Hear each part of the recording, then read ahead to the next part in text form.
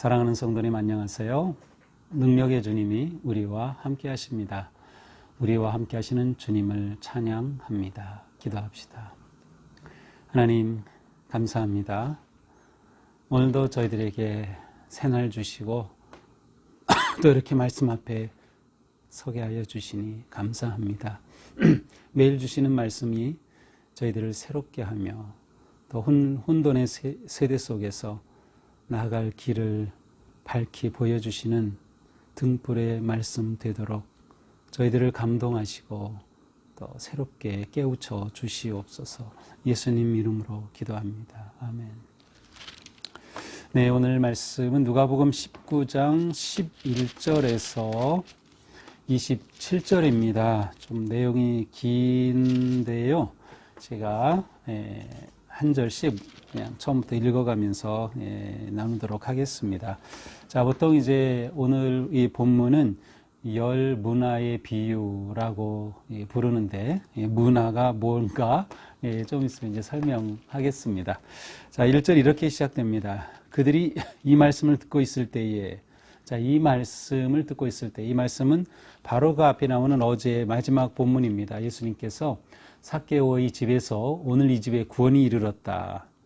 인자가 온 것은 잃어버린 자를 찾아 구원하려 함이다. 라고 말씀을 하십니다.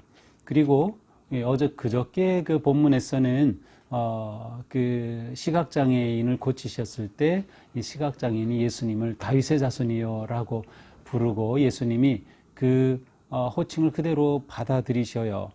그러한 그 내용을 통해서 이제 사람들은 다윗의 자손, 또 구원이 이르렀다. 이러한 그 표현들을 통해서 정말 메시아가 이곳에 이르렀고 이제 예루살렘에 등극하면 놀라운 나라가 이루어질 것이다.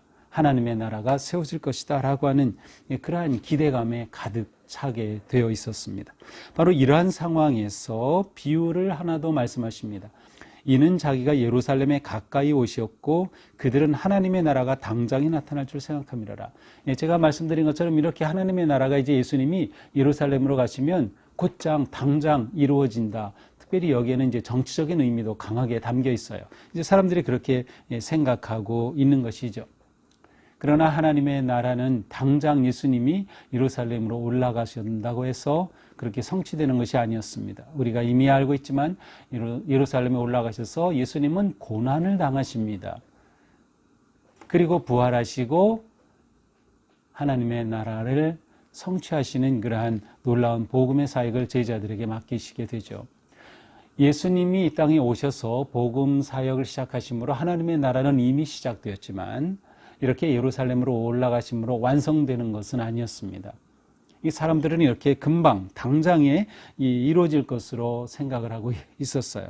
예수님께서는 진정한 하나님의 나라, 하나님의 통치하심의 나라는 그렇게 생각하는 것처럼 당장에 시간적으로 그렇게 오는 것이 아니다라고 하는 것을 이제 제자들에게 또 그곳에 있는 사람들에게 말씀을 하시는 겁니다. 12절입니다. 이르시되 어떤 귀인이 왕위를 받아가지고 오려고 먼 나라로 갈 때에 13절 그 종 열을 불러 은화 10문화를 주며 이르되 내가 돌아올 때까지 장사하라 하니라. 그런데 그 백성이 그를 미워하여 사자를 뒤로 보내어 이르되 우리는 이 사람이 우리의 왕됨을 원하지 아니하니라 하였더라. 자, 이제 어떤 귀족이 왕위를 받으려고 먼 나라로 떠납니다. 그렇게 떠나면서 종 열을 불러서 열 문화를 줍니다. 그러니까 종 한 사람에게 한 문화씩을 준 셈이에요. 그렇게 주면서 말하죠. 내가 돌아올 때까지 장사하라. 내가 돌아올 때까지 장사하라.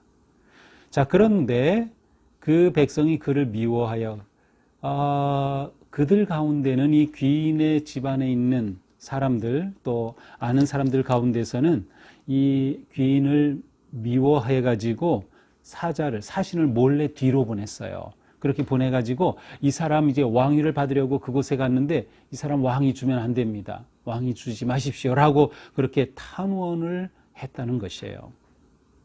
자, 그렇다면 이제 이 사람이 왕위를 받는다고 하는 것은 일반적으로 생각하는 그 한 나라의 그 큰 왕이 아니라 실제 왕이 어느 지역을 맡기는, 그래서 예수님 시대에는 분봉왕이라고 있었어요.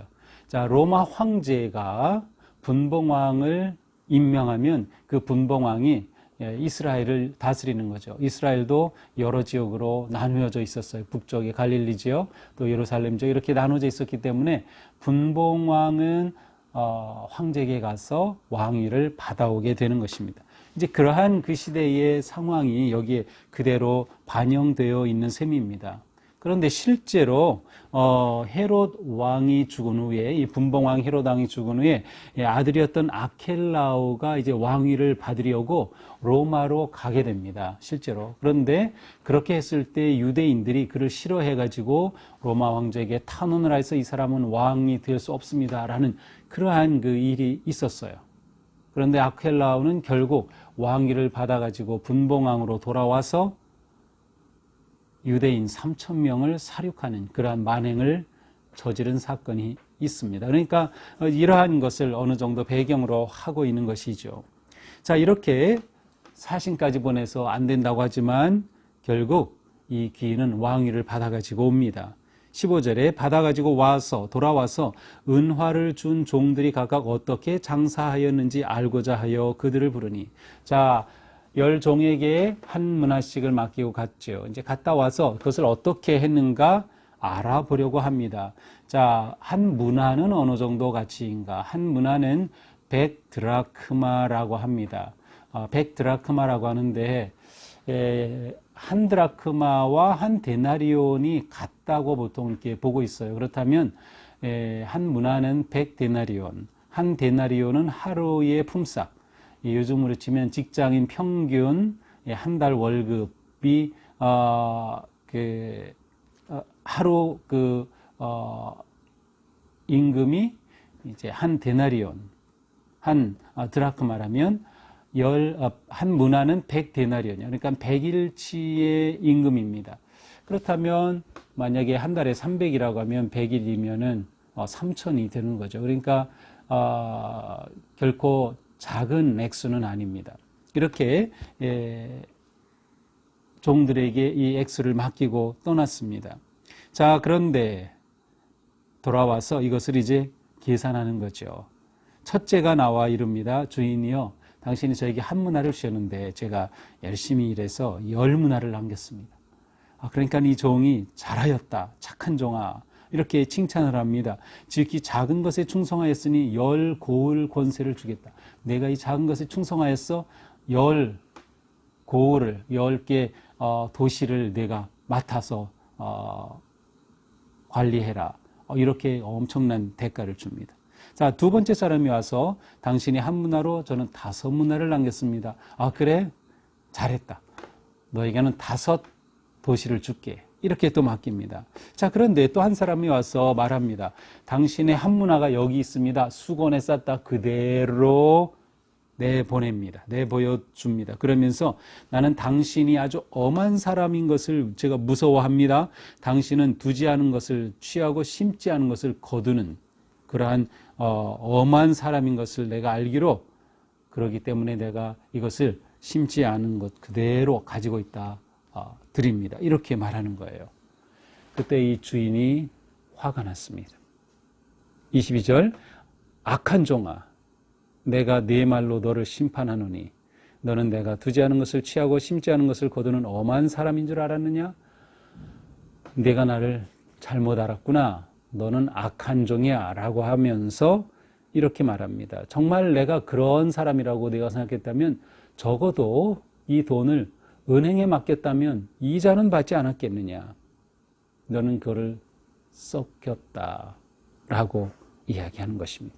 그러면서 곁에 섰던 사람에게 명령하죠. 이 사람에게 줬던 한 문화 빼앗아서 10문화 있는 사람에게 주어라. 이렇게 말합니다. 여기서 10문화 있는 자는 한 문화를 받아서 10문화를 남긴 그 사람에게 주라는 말이겠죠. 그러니까 이상하죠. 그래서 사람들이 말합니다. 그에게는 이미 10문화가 있습니다. 그러자 주인이 말하죠. 무릇 있는 자는 받겠고 없는 자는 있는 것도 빼앗기리라. 그리고 내가 왕됨을 원하지 않았던 저 원수들을 이리로 끌어다가 내 앞에서 죽이라 하였느니라. 예, 마치 아까 아켈라오가 자기를 반대하였던 자들을 왕이 된 후에 죽였던 것처럼 이 주인이 저 원수들을 끌어내다 다 죽이라고 명령을 합니다. 자, 오늘 본문에서 이 비유에서 여기에 나타나는 귀인 혹은 주인은 예수님을 의미합니다. 자, 그러나 여기서 우리가 좀 조심해야 될 것은 예수님을 의미하지만 이 귀인의 행동이 예수님을 그대로 나타내는 것은 아니에요. 이 상황이 예수님을 의미하는 것일 뿐입니다. 그러니까 예수님이 이 땅에 오시고 하나님께서 왕으로 세우셨지만 예수님을 따르지 않고 왕으로 인정하지 않는 자들이 많이 있었던 것이죠. 그리고 예수님은 이제 예수님을 따르는 자들에게, 제자들에게 마치 주인이 한 문화씩을 맡겼듯이 그들에게 사명을 맡기고 그들이 살아갈 그러한 길을 예수님께서 말씀하여 주십니다. 그러니까 예수님은 이 주인이 원수들을 다 죽이라고 하였다, 이러한 아주 좀 악한 그러한 모습을 예수님은 가지고 계시지 않아요. 그러니까 이 이야기에서 이러한 상황을 이제 예수님을 의미하는 비유로 사용하고 계신 것이죠. 자, 오늘의 이 비유를 통해서 중요한 것은 이 주인은 종들에게 한 문화씩을 다 맡겼다고 하는 것이에요. 그리고 분명히 이야기했어요. 돌아올 때까지 장사하라. 이것이 주인의 뜻이고 마음이었습니다. 그러므로 이 문화를 받은 종들은 이것을 가지고 일을 해야 했습니다. 주신 것으로 이윤을 남겼어야 했죠. 그러나 한 사람으로 대표되는 어떤 종은 전혀 남기지를 않았어요. 아니, 아무것도 시도조차 하지 않았던 것이죠. 주인은 이것을 책망하고 그를 악하다고 평가했습니다. 자, 지금 우리는 마치 주인이 돌아오기까지 종들이 있었던 것처럼 지금 우리는 예수님의 승천과 재림 사이에 살아가고 있습니다. 예수님이 온 땅에 왕으로 재림하실 때, 그때는 모든 것을 심판하실 것입니다. 계산하는 것이죠. 맡긴 것을 가지고 어떻게 했느냐. 자, 이때 주인이 기대하는 것은 무엇이었을까요? 그것은 주인의 뜻을 제대로 알아서 그대로 하는 것입니다. 10문화를 남겼든 5문화를 남겼든 얼마냐가 중요한 것이 아니라 얼마나 주인의 뜻에 따라 순종하고 충성했느냐가 중요합니다. 그래서 이 주인은 잘하였다, 착한 종, 충성하였으니 라는 표현을 사용하고 있는 것이죠. 우리가 지금 이 시간 살아가야 할 삶의 자세는 예수 그리스도 앞에 충성하는 것입니다. 충성하는 것. 착한 성도로 살아가는 것입니다. 맡겨주신 것으로 이윤을 남기는 것입니다. 우리에게 맡겨주신 것이 너무나도 많아요. 우리에게 달란트, 은사도 있고, 우리에게 능력도 있고, 우리에게 가정도 맡겨주셨고, 교회도 맡겨주셨고, 사역도 맡겨주셨고, 우리의 삶의 자리에서 직장도 있고, 우리의 모든 것들을 맡겨주신 것이죠. 이것을 우리가 주인의 뜻에 따라 사용하는 것입니다. 주님께서 원하시는 길로 살아가는 것, 그것이 우리가 이 시대를 살아가는 성도의 방식이라고 할 수 있습니다. 그러므로 우리는 물어봐야 할 것입니다. 나는 예수님의 마음을 알고 있는가? 이 한 문화 그대로 가졌던 사람은 주인을 오해했어요. 잘못 알았어요. 우리는 예수님을 온전히 알고 있는가? 그리고 우리가 그 예수님을 안다면 예수님의 그 말씀과 뜻에 순종하고 있는가? 그리고 우리는 그 뜻에 끝까지 신뢰하며 충성하고 있는가? 우리가 살아가는 방식은 순종과 충성입니다. 내게 맡겨주신 것이 무엇인지 생각하면서 어떻게 내가 이것으로 이윤을 남길까? 아니면 내가 어떻게 이것으로 유익한 인생을 살까? 다른 사람에게 유익함을 주는 인생, 하나님의 나라를 복되게 하는 인생, 교회를 건강하게 세우는 인생, 우리가 만나는, 또 우리가 섬기고 살아가는 가정과 자녀와 모든 길에 유익함을 남기는 그러한 인생, 우리가 그러한 인생을 살아간다면 우리에게는 주님이 언제 오시든 그것은 아무 염려할 것이 못 됩니다. 우리는 단지 그 주님을 신뢰하고 바라보면서 내 삶의 왕으로 모시고 그분께 순종하는 삶을 걸으면 우리는 누구나 착하고 충성된 종이라 칭찬받을 것입니다. 오늘 하루의 삶이 하나님 앞에서 인정받는 삶, 하나님이 칭찬하시는 거룩한 삶 되기를 주님의 이름으로 축복합니다. 기도합시다.